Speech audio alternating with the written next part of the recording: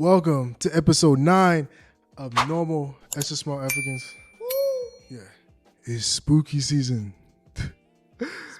Yeah, happy Halloween all to those of you celebrating. But this episode, to get in the Halloween spirit, whether you celebrate or not, I know some of us couldn't read Harry Potter growing up. Some of us couldn't read this week. Actually, no, I did trick or treating in the mall though. You did? Yeah. Yeah, no, we never had trick or treating. We always had like a Christian version of the trick or treating. Oh, so, yeah. so trick or treating will have like, trick and Christ, like, ain't go trick no more. I know a lot of churches do like trunk or treat too. We just like open those. Those are cool too. Those are like real communal. Not bad. That's okay. I just don't deal with the whole thing at all. But I mean, I understand the epitome behind it. Like, don't get me wrong. As a kid, like, I love to dress up for it, but that's the shit like.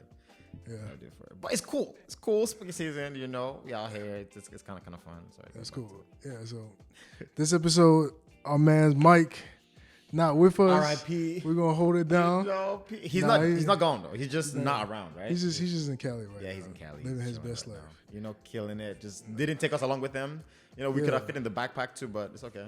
It's all right. So it's all great. The homie Mike. Not here right now, but we're going to hold it down for him. So, yeah, like I said, we did to start the podcast by just talking about our wins and losses for the week. So, all right, what are your wins and losses for the week, man? For the week. So who wants? Because it's funny because we know this is coming and I have time to think about it before and I still get here and it's like, But what I would say, a win for the week for me. I got to reconnect with like a friend from high school that I hadn't seen or talked to like in a while. And it wasn't on the good about it. It was not those kind of weird things like, I haven't spoken to you in so long. Where have you been? Why haven't you spoken to me? It was like, yo, I missed you. I missed you. It was good. I'm just like going on about life for like an hour. And it was late after like an hour I realized, I haven't spoken in such a long time. And that like reconnecting moment I think was very essential. I think relationships are very important and you have to foster them to move them forward. So that was like a huge thing for me. That's like a huge win.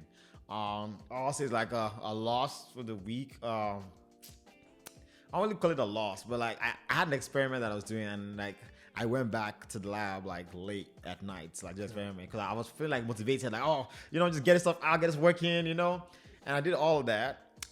Came back the next morning, I put like 16 samples in. I found out that after the first sample moved, there was an error, like something wrong with the machine. Right. So it didn't run anything all night. That's like, right? So I waited the whole 10 minutes for the first run to go through. Everything was fine. It was good. I was like, okay, cool. And then come back next morning, like nothing ran. So I had to just spend that whole day rerunning samples for like 7 hours, which pissed me off. But it's all good. We here.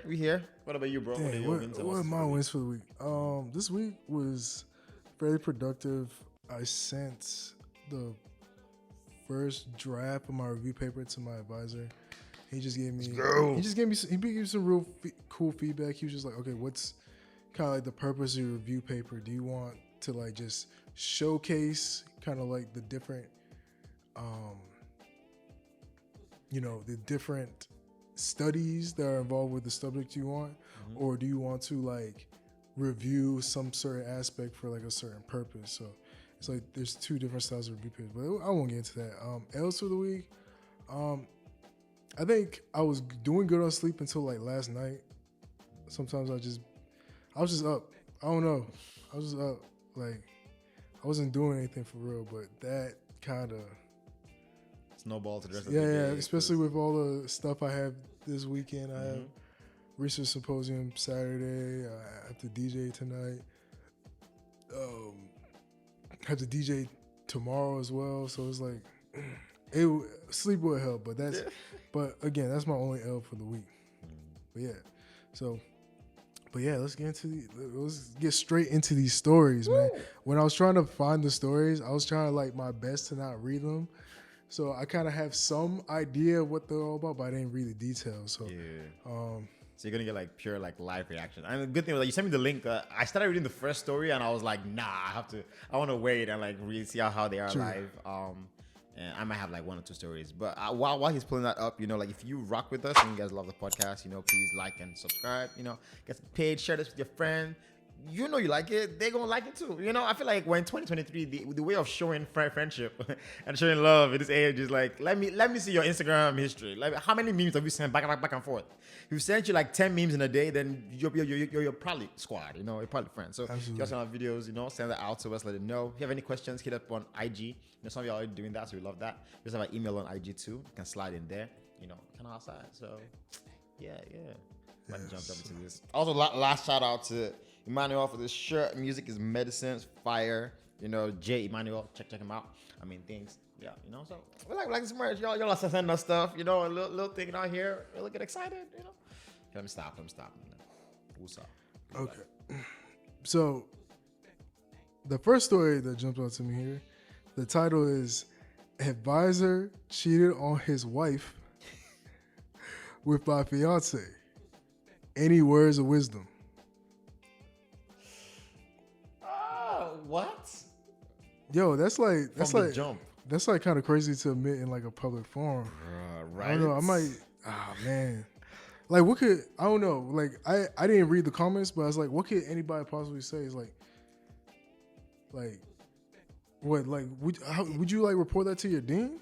Bruh, it's like I'm trying to be, you know, a good Christian. I know, like, you know how I know we're not supposed to respond with violence or with. That's a scenario where it's like, if it wasn't for that, like, he's getting murked. Like, that's not like a. That's like, it's fine. I'm gonna chuck off this PhD and chuck off your degree too. Like, I don't mind spending the next 20 years in jail. Like, it's be fine. But somebody's getting hands laid on, and not in the good kind of way. And just see, bro, what? How do you even? What? So he had a wife with your wife? Nah, I feel like, yeah.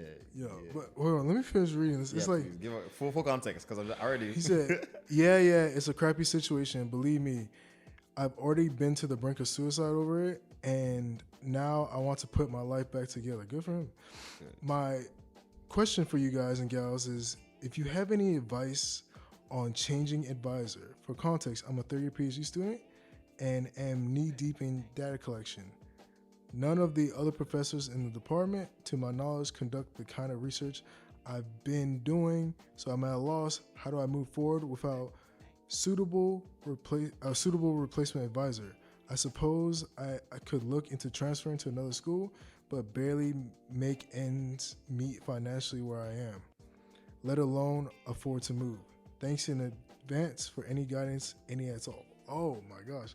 So he wasn't even like looking for advice on, like, because I mean, there's nothing you could do about it. So he kind of already chucked it. Like, he's just like. So, man, I've never known anyone to move schools. I just know one guy who moved schools, but I think it was because like his advisor like just left the school and left him. That's another horror story. Like, right? Like you're about to like try to graduate and your advisor just up and like leaves. Just leaves, and then you're just like, wait, what I do? Like, that's just kind of insane. It's kind of wild. If you advisor, because like I know, like now for our PhD program, you do have like a graduate committee of people, but I mean, your graduate committee doesn't meet you as frequently as your advisor. Like, they don't know all the ins and outs like your advisor. I wonder what happen if like your advisor just leaves and you're like your second year, third year program. Like, if it's early on, I'm sure you can predict it. But imagine like your third year or fourth year of your program and your advisor leaves. Like, what happens after that? That definitely has to be something like in place, because I don't know what to do. But with this one, it kind of seems like he's already like chucked it. Like, but it's like the advisor cheated on his wife. So the advisor's married, right? Cheated on his wife with the student's fiance. Right. So he didn't say whether they're still, engaged or not. Hopefully not, because what? That's ridiculous. I don't think so, bro. Yeah, they better not be. But it's like, and then he has to still go back and work for that same advisor. Right. That's what he's trying to switch. Yeah. Dude, that's crazy. That is crazy.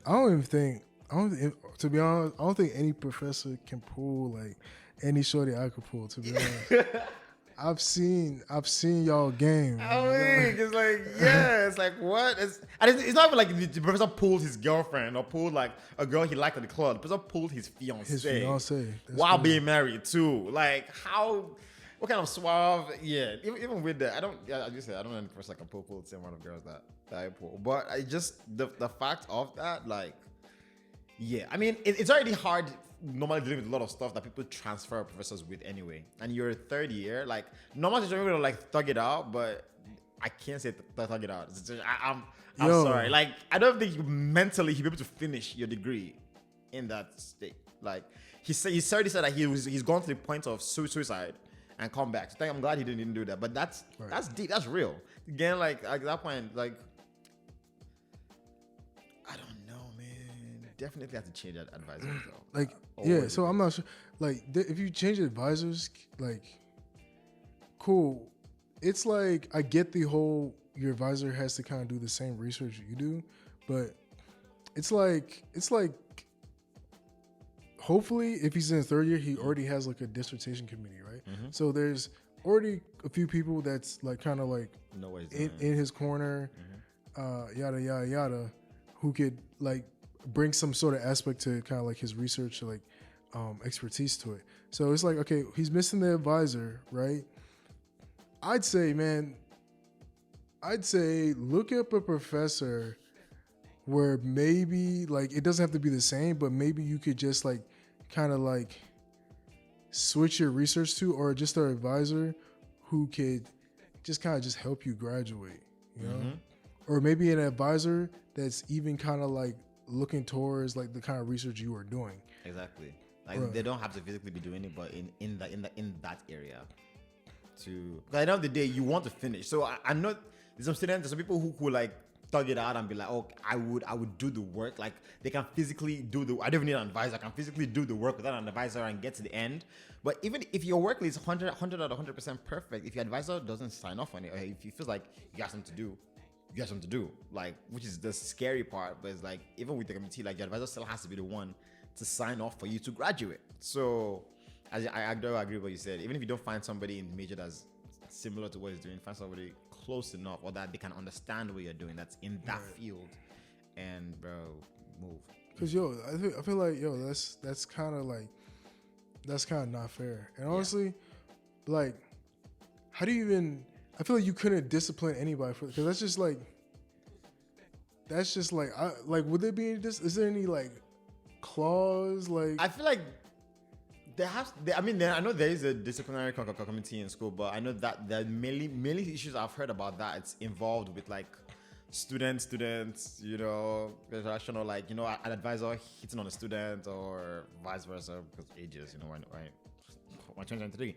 So I've seen it in those kind of scenario where it's like it's direct in school. Now in this one, we don't know if the fiance was a student or she's just on the side, you know. So there are some like gray areas into like, I mean, like street wise, is it getting beat up? Yeah. But like academic wise, is there anything to kind of pursue that way? Do you have proof? And even if you do, like you're gonna be nice to the school. Some school boards will look at your proof and still not do stuff forward, right? Because the advisor probably has like 10 or probably has a lot of years with the school university. So they're looking at profit wise and who has more incline, but that's messed up, man. Bro, what the that's some grimy stuff. Like at what point like did they even like kind of connect with each other and even talk to each other? Like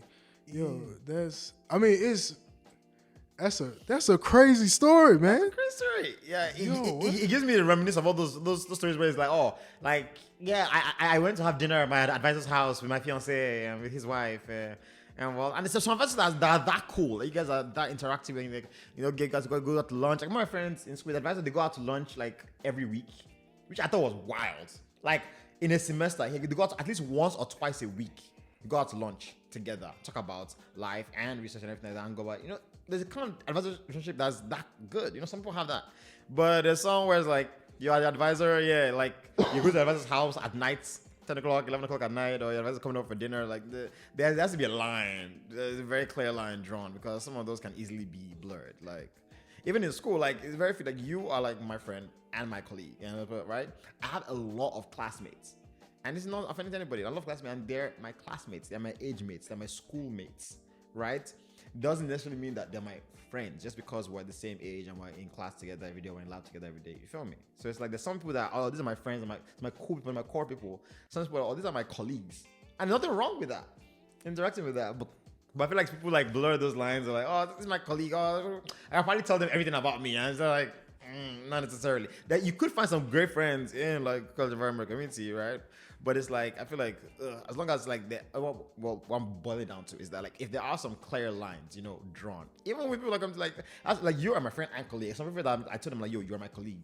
So between this time and this time, we're gonna work at this time. Like after like 5 o'clock, then maybe we can call and make this thing. But it's like, could those clear lines be stuff that advisors would help negate that kind of situation moving forward? I don't know. I think so. I think like clear multiple lines could help, but how much would it help in this kind of scenario? I don't know, man. Right. So again, I feel like, just try everything that you collected. See if you could like package it and then sell it to somebody. Because literally, I think is way better doing that than like starting over like from scratch. I agree. I know some people who have had to start over, and that is not stressful. I know people who've been school for like, I'm not trying to be here for 8 years. I'm trying to get out of here. I'm trying to get out of here and make some money. See, moolah. Some money, man. Great. You want to read another one? Sure, I'm gonna read another one. Let's see. So I'm just gonna pick. I don't know what this one. I'm just gonna pick another one on the list. Which number? So I pick number 4. The PhD advisor was of the opinion that you need more than 4 hours of sleep each night. That if you need more than 4 hours of sleep each night, you weren't cut out for a career in science. He demanded long hours from everyone, including the undergrads. Many problems with him, but we'll focus on his abuse of his undergrads, which is mad. So like his problems have different layers. So they're like, let's just bring these layers for it. And this is professor and undergrad, right? As well. He constantly complains to the undergrad research coordinator that the undergrad courses are getting in the way of them doing research. He spent many hours each quarter arguing with the coordinator about what undergrad priorities should be and complaining about how insufficient the program was at preparing the students for a career in science. It's college. The coordinator was steadfast in his stance that the courses came first. I mean, obviously, from undergrads, like research coming before, that doesn't make any sense. Number 2, one of the undergrads lined up a summer research opportunity at a prestigious East Coast lab. He started drilling into his "if you need more than 4 hours of sleep" philosophy and emphasized how important it was for her to make a good impression in the lab. She left for her summer internship. 2 weeks later, she was found unconscious in the lab and rushed to the hospital, where she was basically treated for exhaustion. She literally worked herself to a point of collapse. After treatment, she was sent home from the program. Upon returning to her university, she wanted to re-enter the lab and continue her research, but the PI told her that she was clearly unfit for science and to not come back. Who? What? Yo. After you're the one that... Yo. Don't get me mad. Okay. Karma bit him in the ass, though. He had a progressively congenital... Okay. He had a progressive congenital condition and ended up on an organ transfer list. His doctor urged him to get rest and come back on work for medical reasons, but he claimed that MDs don't know anything and they're trying to sabotage my work. He returned from a conference, checked into a hospital to get a blood transfusion, and within 24 hours was septic with multiple organ failure and died a few days later. We always say that he worked himself to death. Yo. That's a problem. That's a crazy story. I didn't think it would end with him dying. Exactly. I was like, wait, they were like, oh, karma caught up to him. I was like, okay, it's about to. It sounds like a really narcissistic dude. Yeah, like I think. What was he? I don't know, man. Was he tenured? I feel like probably. I feel like I mean, tenure. I feel like first of all, tenured professors. I feel like tenured professors be chilling, but like if you're working towards tenure, right? Mm-hmm. Like I know it could be stressful, but yo, like first of all, if he said listen, man, we could. I mean, if he told me, yo, if we need like less than 4 hours of sleep. Like, I don't even like doing work Sundays, exactly. So it's like I do not do work Sundays at all. So it's like whatever. You need to have a rest day. You need to have a Sabbath. You need to have a day when you're not. Because every single day, every single time is grind, work. 100%. The blood culture is like keep moving. That's stupid. Like your grind doesn't necessarily equate to your prosperity or your movement in that. Like it always have to have that economic rest in between there. And if advisor that doesn't care about rest at all, I feel like that's a huge red flag for any undergrad or grad, even postdoc, for you to feel like they don't have 4 hours of sleep. which I think is wild. And then you hammer because undergrads are different idea, but they're really sensible to advisors. They're really they're really calm in the way that they look up to like advice authorities. Like the way our grad students will probably like talk back or like have their opinion back is everyone like an undergrad who feels like they're learning would like take the idea. And they probably went to this internship only doing less than 4 hours of sleep, collapsed in the lab, like they could have died. And then they come back because of your advice. Well, I'm not saying the full advice, right? And then you're like, oh, you're clearly unfit for science, like, which is kind of wild. Right. And like, I'm not trying to say that every single undergrad kind of like works, like, because I know that there's some programs, right, where they have like lab research for undergrad. I know as grad students, we get for every hour we're in the lab, we're looking getting like billed for it. Even like when you're teaching a course, right? The number of courses you teach, depending on how much you're getting paid for those courses, all those kind of is in the book. But imagine like an undergrad coming into lab, getting paid like $3,000 a month for research, right? And then like the first month, like they're happy, and then maybe you see them maybe like once or twice a week in the lab, and they're like, oh, I have a lot of classes, and then you see them actually write a report. What have you done in 3 months in the lab? And undergrad has less than a page to write because like, I mean, I'm so busy with work. It's like, boy, you're getting paid every month though, you know. So I understand the kind of scenarios where it's like, oh, you have to work to. So I get those scenarios, but it's not a matter of this is hours in the lab. This is you saying that 4 hours of sleep is too much for an undergrad in the lab. That's kind of crazy. So, but you could see that based on the story. I don't know how true the story is, but you could see that it was a pattern because this guy he himself is sick, and now he can't like rest from his sickness because he's like, nah, I have to go work. Ain't no way that dude real, bro. He sound like an imaginary character. Yeah, like it sounds like someone give like advice, like, yo, now kids, remember to always like, but some people are like that though. I see people that like work themselves and passed out from working, and I literally know a doctor, bro. This is crazy wild thing, right? So he would literally, I know a doctor that he'd like, oh, like no, we do like for 6 hours, you know, like you know how some doctors would like sleep. I don't know, I'm gonna give it those like put the notes out there. But I know some doctors will like sleep in the hospital, like they'll have like a common room until like a quick like 30-minute nap, you know, in between like 16-hour shifts. Like my friends who are in like medical school now kind of understand this part. But he would not do that. He would be like, if I'm working 22 hours, I'm working 22 hours, no sleep. No, like I have to be there for my patients. I have to be there. And I think this was funny because it was like 2019, 2018. He was walking to a patient's room after like doing like a 16-hour shift and thing. And as he got to the door, he passed out. Yo, honestly, is he a resident? Yeah. They honestly like work residents like I got some friends who are like residents, and it's like, yo, like they tripping. I mean, I get like, I mean, probably the demand is probably a lot, but it's like at the same time, I feel like you gotta do something about that, or letting more medical students or something.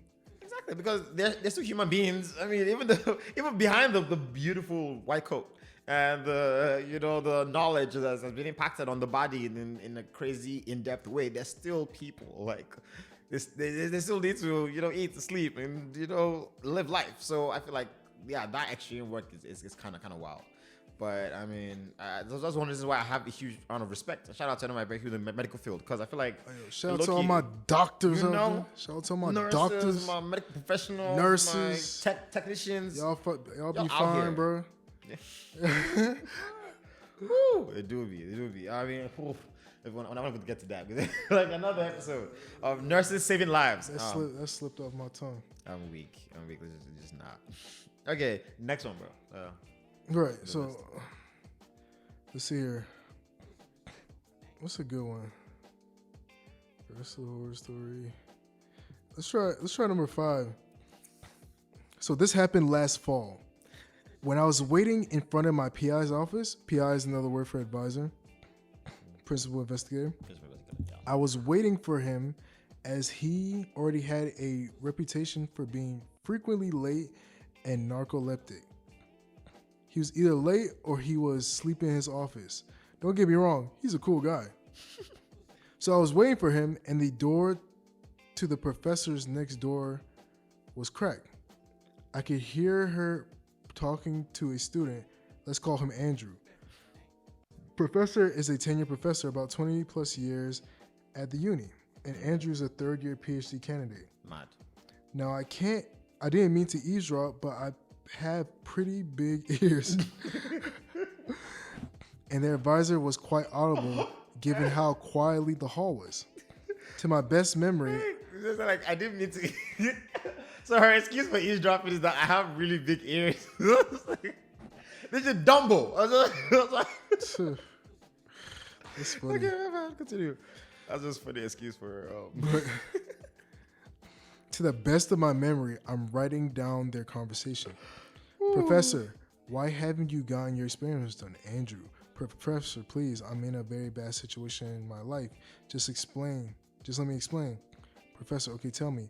My family died in a car crash earlier this term and it's been very chaotic. It's hard for me to focus on experiments because there's just so much I need to attend to right now. Okay, that's nice. So why haven't you finished your experiments? I don't know what to say. Professor, I've been trying my hardest to do the experiments. Try harder. Oh, and also your funding is running out for next year. What? Your funding is gone for next year. Not enough grant money. What do you want me to do? I can't stay here if I'm not funded, and I have to take care of things back home too. That's fine. Given the rate you've been doing experiments, you're just wasting funds anyway. Oh my God. I recommend you take a leave for a quarter or a year and seriously consider if you want to continue wasting time like you already have. Andrew, should I continue the experiments? Yes. Get as much as you can get done before you leave. It's not a problem if you don't come back. I'll get someone else who is self-funded to do the rest. Right. Thankfully, at this point of the conversation, my PI woke up and let me into his office while apologizing. Couldn't hear the rest of the conversation. I heard Andrew sobbing as he left the office next door. I was in my PI's office who was drifting away again, even though he just woke up. Guess who didn't come back to grad school this term? Pretty sure he's talking about Andrew. Yo, yeah, honestly, I think this is like, that's a terrible story for Andrew. Yeah. And it's kind of like, it's going to sound really messed up, but based on how the politics of grad school, I somewhat can have some empathy for the professor. Okay. Right. Which is kind of messed up because sometimes is that kind of cutthroat where it's like, especially in American university, like depending on the research tier, there are different research tier, like research 1, 2, and stuff like that. You're supposed to have a certain number of publications, like every either year or like kind of like something like that, right? You're just supposed to publish. Mm-hmm. So I think the onus of kind of like that pressure is put on a lot of professors, right? Of course, it's really messed up that the professor could not empathize with the student. Like that's really kind of like messed up. Mm-hmm. Especially if you're maybe at a school with like not a lot of available funding. So it's like, it's really contingent on like funding. The professor was funding out the grant. She's running out of money. And she's just like, kind of like, okay, well, you're not getting this done. I have limited grant money. It's just a lot of different politics involved in that. And it's like, again, I wish it was kind of like a lot more different. Mm-hmm.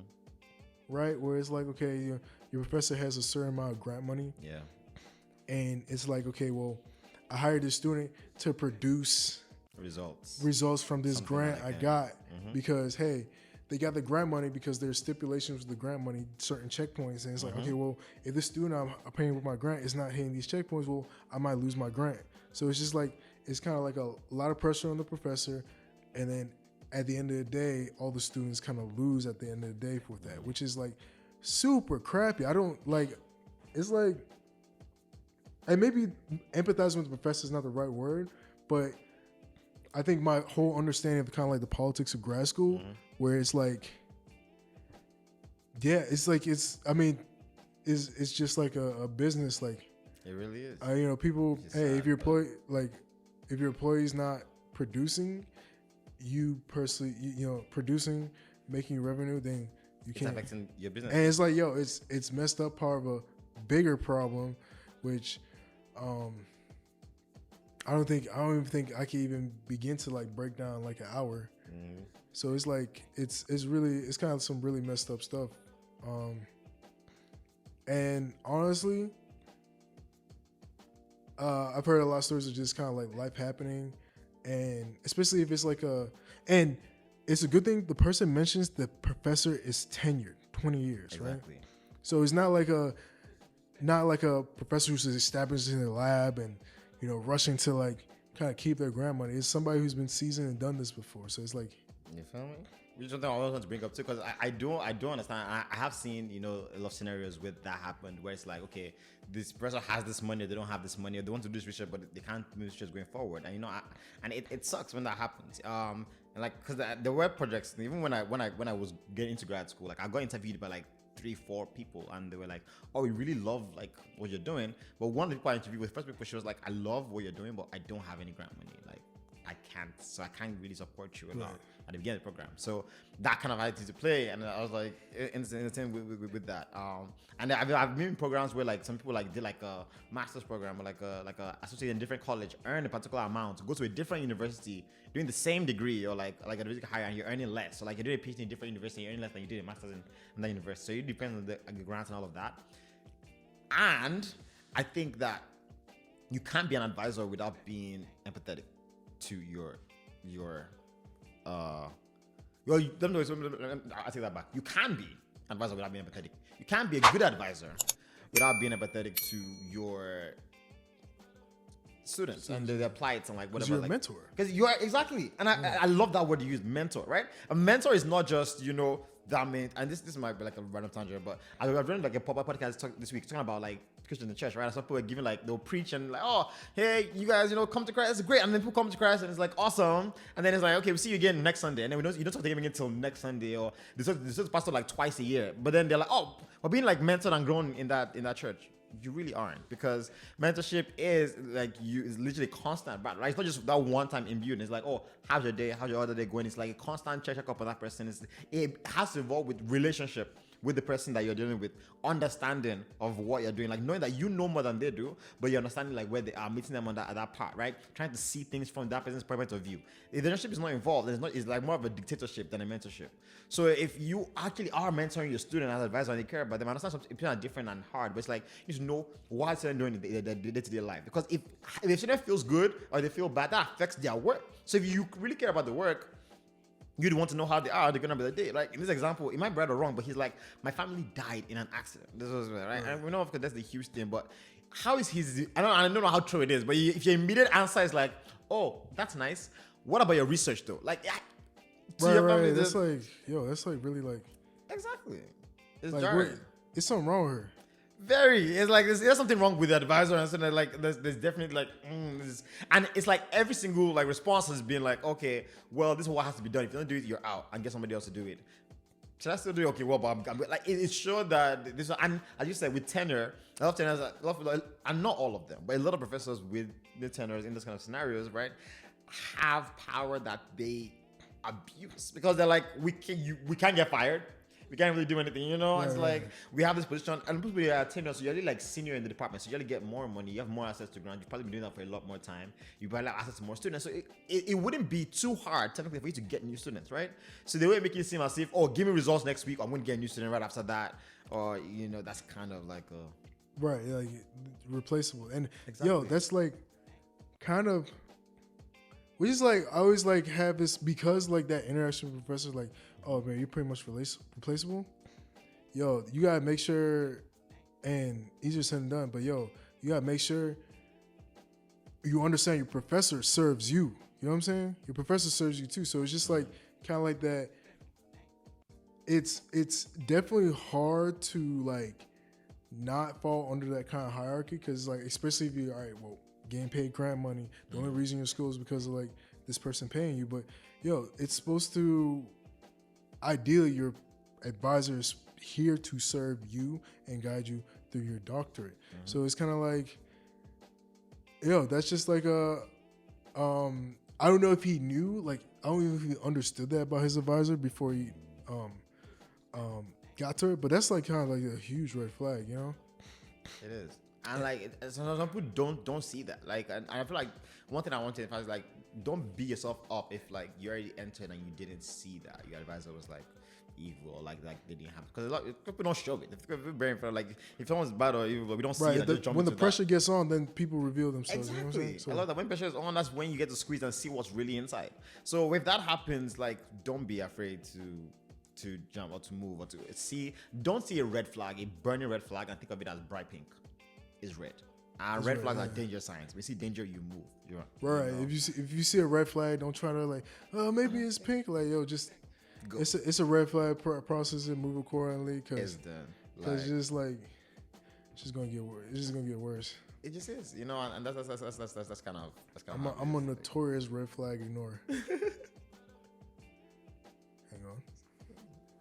It's like we can always like. Why is it flashing? So random. Did it die? It did. Okay, but bro, and I think the crazy part too, sometimes, especially when it comes to like on understanding like advisor and like when you need to go, it's like I think that there's wisdom in like the counsel of PP people. So I don't know if to go into it, but I know somebody who changed advisors like a year into the program, less than a year. And it was a scenario where like they went to like 4 or 5 advisors, like 4 or 5 people who were like Merrick, and like told them that, hey, like I did this, like I've been trying to do this, and I'm about to change my advisor. Do you think like I'm being too much? Like, do you think I'm being OD, or there's a good reason? And everybody they spoke to were like, yeah, like why does that happen? That is borderline illegal. And she changed advisor. So like with that, she had her proof. She had like the levels of things she had done, right? She had like actual evidence of like dates when she had to work. She had like her notebook done. So when she came to the dean and they had a department with all these things, even if they wanted to advisor, they couldn't, right? Because she had all this like proof and evidence. She was like, I'm gonna go to. I need to do this. In like a week, she got changed to a new advisor, new lab, new project. Like just transfer stuff over. Right, which is kind of wild to happen. So it's one of those things that I really think that if you see those signs and red and that happens, then like move. And like not everybody is crazy, so there'll be somebody on your side that will see what's going on with your stuff and they would move too. And you go move together. Makes sense. So yeah, and I really think another thing too is that which is why I feel like most students don't sell themselves to the advisors in like the best way, because like if you think about it, yeah, your advisor is helping you, guiding you through your program, right? You're coming up with the ideas, coming up with the designs, right? If you write a paper, he's the secondary author on your paper, but you're the main person, right? If you think about it, when you go to the lab and you do really groundbreaking research and you have a lot of stuff coming through, you're helping their grants get more money. You're putting their name on a pedestal, like they're helping you and do all that, but it's like if you win, they win 3 times more. Now they've produced an award-winning student, they've had this award with them, but you're the one who's done the time and effort. Some advisors are great and help you along with that. That's fine, but you need to know your advisor is important. You are equally or far more important too, because you have this level of this is an amazing student. An advisor with a crazy good student that's good to student, you would see the way they love on that student like it's a child. Because you know that this student is going to get me 7 papers. Student is going to get me like different awards. And they're going to be like, wow, amazing lab. Well, I think about if you win, if everything you do, they're going to go, who's the advisor? That's one of the first things they ask you at like conferences when you present well. Who's the advisor? Who sponsored you? Like, where'd you learn this thing from? So you winning equal to advisor winning. So that means that you're not just like a base employee. You're not just like anybody. You're like, nah, like you need to know how to be, humble and also be proud of your thing. Like, nah, bro, what are you talking about? Like, I've done 4 research. I was like, yo, I have 4 drafts for you ready. And also, so when you guys in the meeting saying like, you guys don't write your notes, you guys don't do. I know in the meeting of 10 people, he's not talking to me. Because I'm on my 4th draft, my notes is fine. I'm on my 2nd notebook, So when you have your level, so I can come to him like, okay, I want to do this idea. I need $10,000 for these devices and equipment. He will listen to me far more than listen to anybody else who's been in the lab, because I've been producing results. As a PhD student who's doing your thing, you are on a high level. But a lot of times we don't know that. So we're kind of like, no, I'm on a pedestal too. If I say, I want to do this, or if I'm not doing this, I'm not doing this work.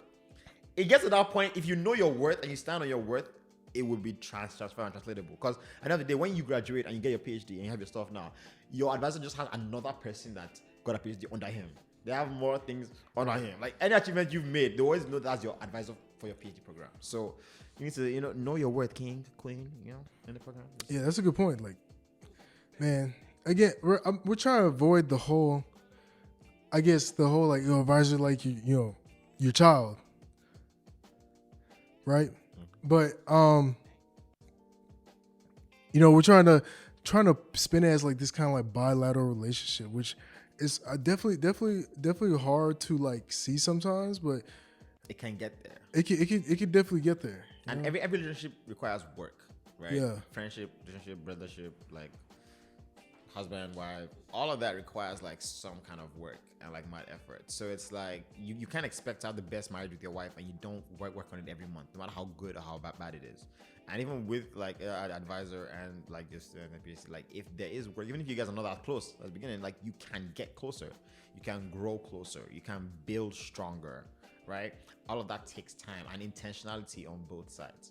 And what I tell people is that you can choose how you want to work, right? Some people decide to work hard, right? And then there are people that I won't spend 10 hours in the lab every single day. And there's sometimes you have to be in the lab. If you experiment, you have to do experiments, right? But then people that they're like, I'll work hard to an extent, but I'll work smarter than I work hard. I prioritize working smarter over working hard. So that means I can spend 10 hours today pushing this idea. But if I know that effectively I want to do that experiment for 6 hours and I can write really well, but I will go and do that 6 hours and then do the writing. If I'm done in 6.5 hours, I'm done for the day. Take time, rest, and then I have another experiment at this particular time in the morning. You time it by schedule stuff out and get things done. You realize that the hard worker will get the same amount of work done in 2 months that you get done in like 3 weeks, right? Working smarter is definitely the easier way, like moving forward. Like I tell everybody, I'm just like, at the end of the day, I understand the part, I understand the level of, being in a place, being in an environment where like you're seated, everybody, people, PhD students have been there from morning to night. You have to always be in the lab. Like you can't take vacation. You can't. Some people, that's how their life is, and sometimes it can be like that. But if you are smart with scheduling, prioritizing, like moving things around, understanding that, hey, I can learn these 10 different instruments that I need for my results section of my research, or I can learn 5 and have 2 or 3 of my friends who know how to use the other 5 instruments, do the research, do the work for me, and I'll put their name on the paper. Delegation.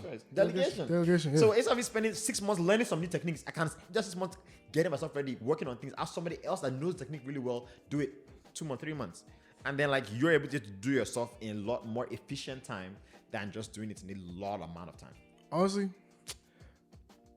I think, so I edit the school's podcast, Navigating Nano, and I think I'm starting to understand just like more and more every day. I'm starting to understand the social aspect of like PhD. Like you're not gonna know what somebody could do unless you talk to them. So it's like, I mean, that's why I try to go to my desk a lot more, and it's like just random small talk. You can figure out, oh well, this person's interested in this. This person can do this. This person can do this. And it's like you're thinking like, okay, well, if this person can do this, would they be interested in doing this on my project? And they're like, oh yeah, I can. Or this is not going to work. That's going to happen. And it's kind of like, we some introverts, man. We gotta. I mean, you say you're an introvert, but I don't know. I'm not sure, man. I feel like I am, bro. I feel like I'm an extroverted introvert. Ambivert or whatever. Yeah. Okay, yeah, because I feel you could just turn it on. So, like me and Michael always like, yo, like, how does he do that? Like, because I feel like me and Mike were like, always like, if we're having a conversation with somebody, it's like we're very curious about something, some specific aspect before.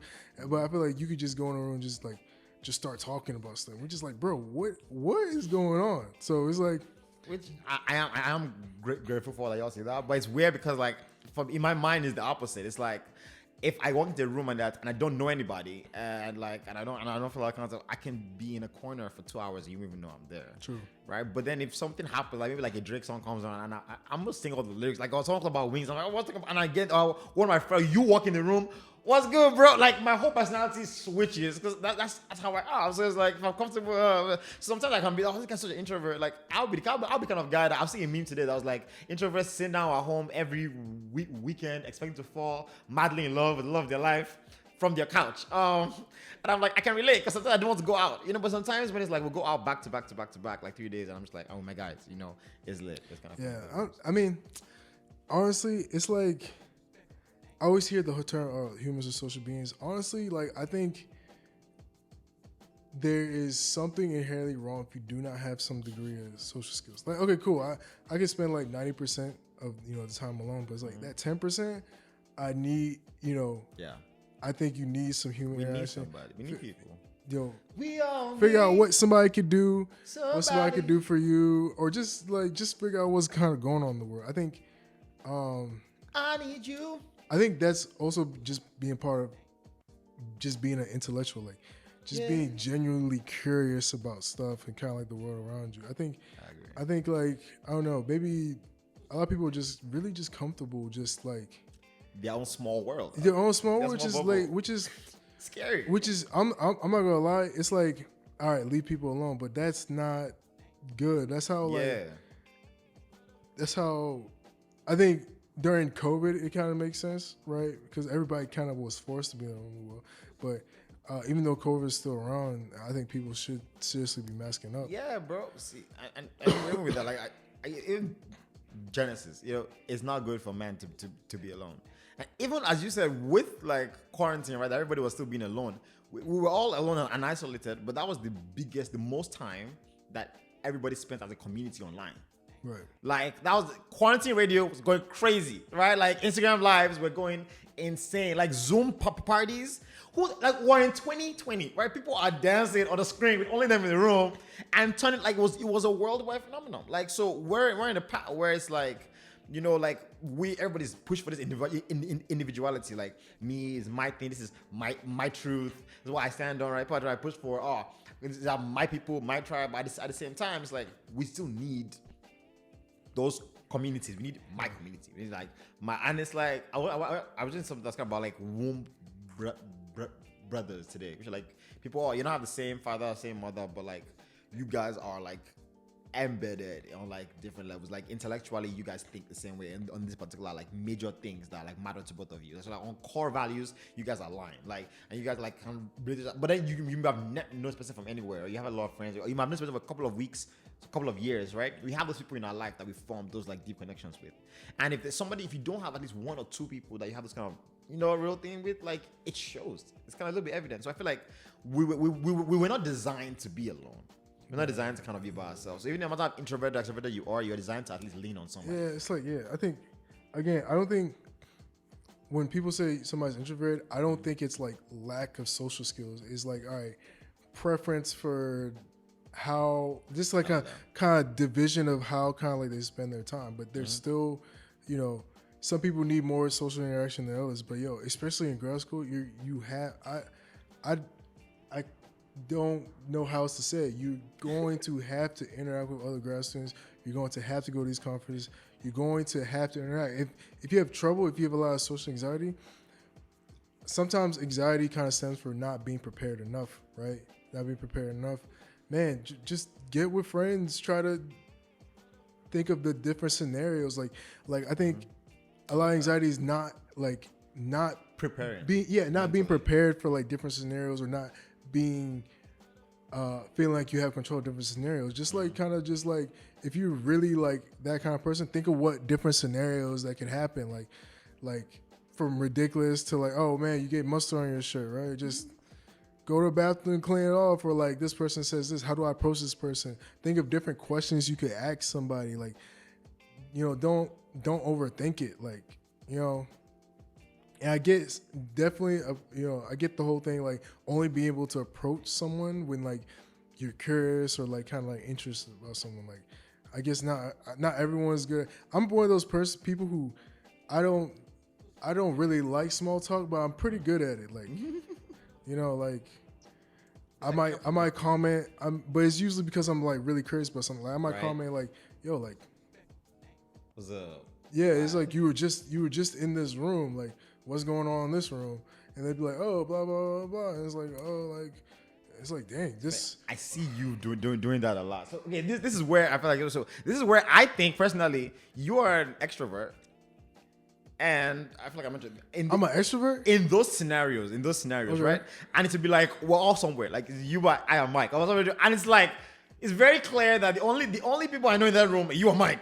You know, I don't know anybody else, or like I kind of not really talk, and it's like, or any walk in, we know we don't know anything going on here, and you be like, oh okay. So what's up, guys? What's going on here? Like you can say in the most like calm way, or like it's like someone's playing music. I could turn it on, but I'd rather not. Yeah, I see that. I see Yeah, that. I'd rather If not. nobody pushes it, then you like going forward. It's like, yeah, just like, especially like, I think for me, it's like, again, I'm kind of just like Mike, where it's like there needs to be some purpose of the interaction. So if it's like, if like say you two are in the room, right, and I need to like go in a room, nobody knows each other, I need to integrate you guys into a room, I could do that, right?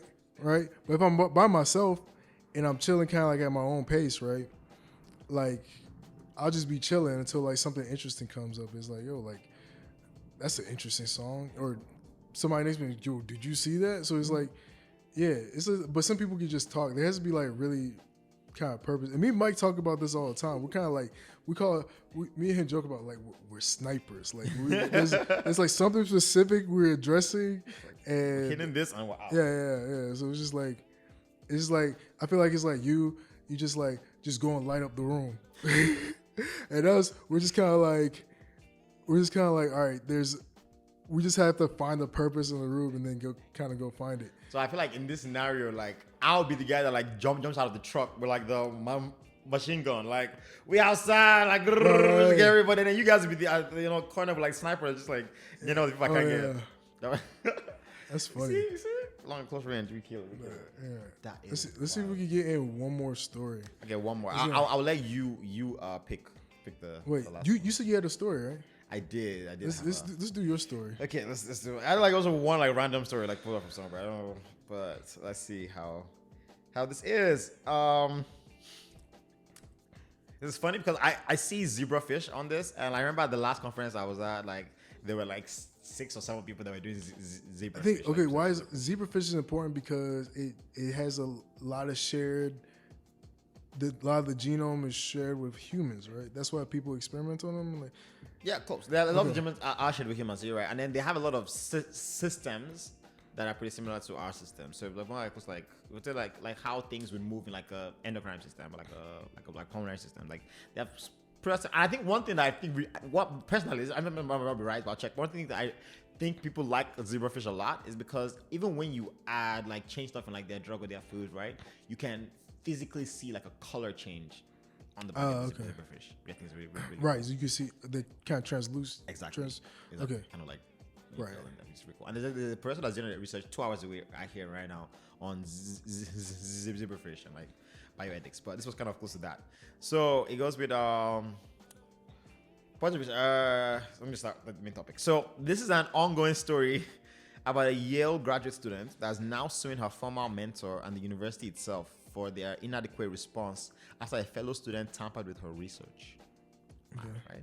The grad student was conducting a study using zebrafish eggs, which kept mysteriously dying despite all signs showing that they should be healthy. See, I don't need to stop this, but there was a time then that like my third semester, my liver cells were dying every week for like almost 4 months. And I was so mad. I got to the point where like I started praying with my dad in Nigeria because I was like, this does not make sense. He called me like, somebody is messing with your experiment.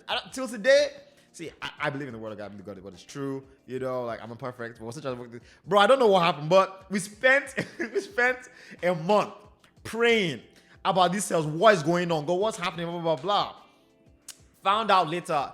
I'm not gonna say what happened, but all I know is somebody left that lab. Right? Somebody left that lab. There was some maintenance that got taking place. And after that moment of praying, my cells didn't die anymore. But it was like this person was in charge of that whole thing. Bro, wasn't just... And it might not be right, but I'm 98% sure this one person was like messing up the whole incubator. This incubator had like samples for 6 different students, bro. And all our cells were dying every week. And we're all thinking what's going wrong. So we're all going back to like retrace our steps. We're thinking different, like we're changing different parameters of the experiment, just thinking that what the one's causing the problem. And this one person is just doing like a 10, 20-minute thing and just messing up everybody else. Crazy. Like, but thank God we got to the root of that. I was like, see, man, kill me. So we're back to the cells, like they keep on dying, despite all signs showing that they should be healthy. So after leaving some eggs in the marked container that she had been using and putting others in a separate unmarked container, the students caught another fellow Yale researcher on camera poisoning her fish and thus sabotaging her research. Yo, why? What's the motive? Why? Enemy of progress. Like you doing too well in the lab. I'm gonna mess up your experiment. Like, no, wait, but did they wait? Are you? Is bro, that the rest? no, of it's still going. It's Oh, wait, crazy, okay, right? okay, There's a little okay. bit left. Rather than providing support in the face of this nightmarish sabotage, the graduate student advisor criticized her work ethic and character and left her out of an awaiting co-authorship. It's wild. So the person. I'm ready to get. So, you got so rather than providing support in the face of this nightmarish sabotage, the grad student advisor criticized her work ethic and character and left her out of an awaiting co-authorship. The horror story has an open end as the result of the lawsuit still remains unknown. So she's suing her advisor. Yes, advisor and the school. And the school. Yeah. But not the person who poisoned the eggs. Right? Wow, what the... Which is wild. Because Ryan said that she's suing her former advisor and the university itself for his inadequate response after a fellow student tampered. So I think she found the evidence, sent it to the school and the advisor, yo, this person is fucking up my research. And like, they're messing up my thing. Like, they're all dying. And then the response was, you need to get a better work ethic, and took her name off the paper. Bro. Yo, this is crazy, man. Crazy. Like, on a whole wave. Like, this. Man, yo, you brought up something else that I wanted to address. Sharing labs with people, honestly, like, especially like, man, and lab space is like limited. Cool. It's really crazy because, like, I mean, I was raised right? So it was like I was raised right. But some people, I was raised right, so and I have consideration for other people. Like, so it's like a good human being should. Right. So like stuff like sometimes I need to dry my filaments, right, for my prints. If I see some material in there, I will go and find whose samples those are, talk to them. Hey, can I increase the temperature for a certain? Coordinate with them. Yo, some people do not care if they see. They don't. They will see your samples, but just be concerned with their own samples and the fact they have to do it. And it's just like, yo, like, again, I think grad school can breed the environment for that. Like the pressure and the kind of this pressure and onus for like results can like kind of breed that really crazy behavior. And I feel like maybe otherwise sane and considerate people just start moving crazy. Especially using equipment using equipment that they're not authorized to use, and I'm leaving equipment dirty. Like, I think, bro, leaving it dirty.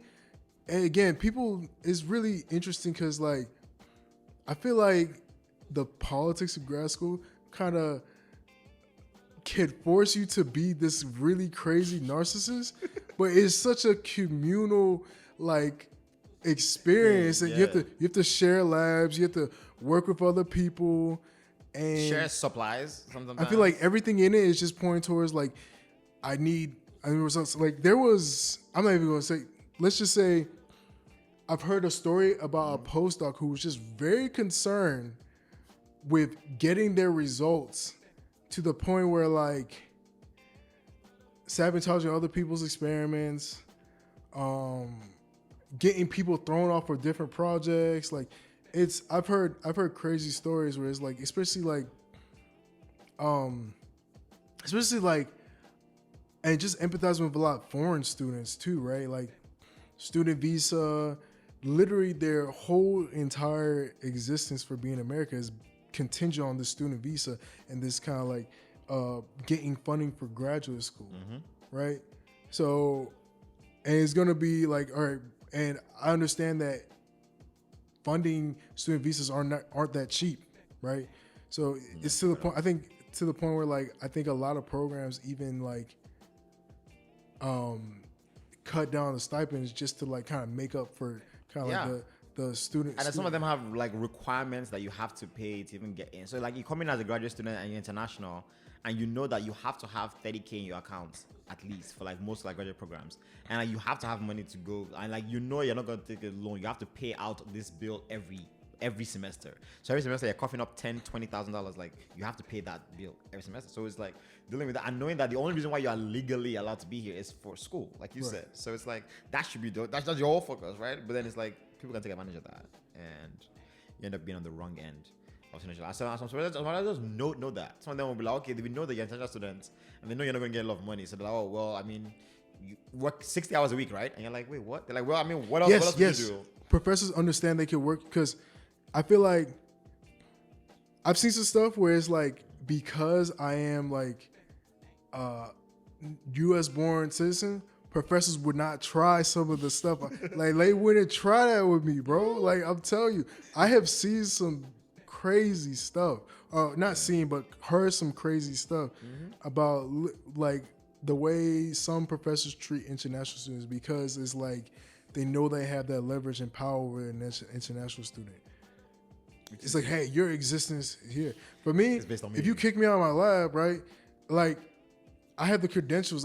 I'll just go find another lab. Like they don't have to fund me with the student visa. Like so, it's really, again, there's like a lot of politics and power dynamics that could really be enabled in kind of like the grad school environment. But I think it's not even, again, people are not stupid. Life is just hard. I think sometimes the grad school environment and politics could literally kind of enable and kind of feed those types of behaviors versus like people actually wanting to be that person. So it's like, I think, again, if you kind of understand how the systems, you could have a lot of grace for it, but it doesn't mean stuff has to be acceptable. Like, yo, it's really like some of these insane. things are real. Like some of these things do happen. Like we do know that it's not as if every grad student is a saint.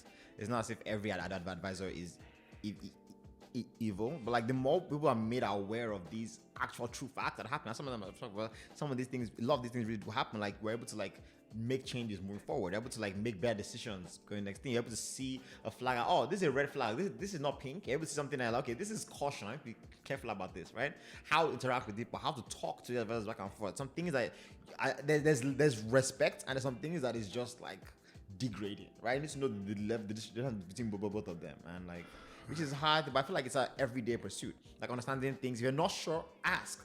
Like one thing I found, a lot of other grad students and been through. Some people have been through problems that you're been through, and they're all quiet about it. Like there's time when I'm gonna say to, but I know this lab, and this one person was complaining about, you know, how they were not getting this particular lab. I'm like, yo, it's crazy. I'm suffering like that, and I'm like, what about your other lab mates? And she's like, I don't know. I feel like they all don't tell me anything. So I feel like I'm the only one going through this, and And it was so funny because we were having like a class right after that. So at the class, I was like, hey, you know, has anybody ever experienced this with this professor? And like 4 people raised their hand. All of them were her lab mates.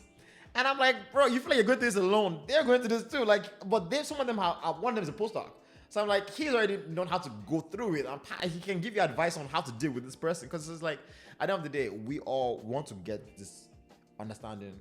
We want to get this degree, want to graduate, want to get out of here. Right. So even if your advisor may not be your best friend, other grad students are your best friends too. So at the end of the day, open yourself to these resources and to more people, because some of these things are crazy. You want to know and see these flags so that we know what to do and what not to do. Because at the end of the day, as you said, some of these things we're not gonna take it. You know, like grad school is crazy, but it don't have to be that crazy. Like absolutely not.